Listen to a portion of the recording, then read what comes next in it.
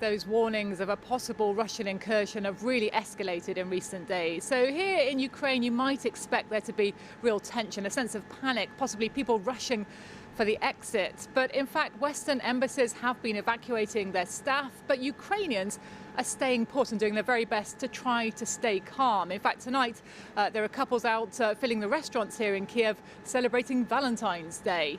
And yet this country is now stuck in the midst of a very real crisis, a standoff between Russia and the West, and neither side, in public at least, looks ready to blink. Russia is still building up its forces, parading its potential near Ukraine's border. So much so that Western governments are saying an invasion could be launched within days now. The war warnings coming thick and fast.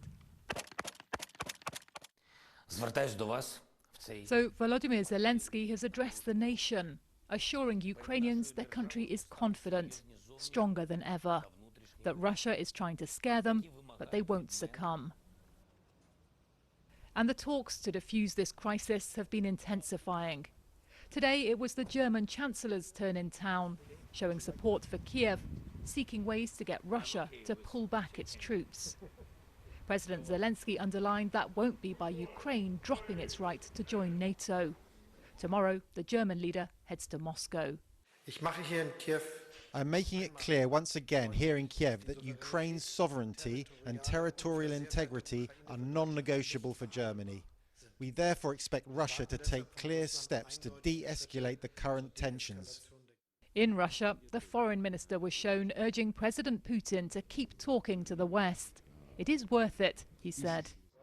But Boris Johnson spoke to the US president today too, and both are still sounding the alarm. We are on the edge of a precipice, but there is still time for President Putin to step back. And what we're urging is for everybody to engage in dialogue, for a conversation to take place, and for the Russians to avoid what I think everybody, certainly everybody in the UK, can see would be a disastrous mistake.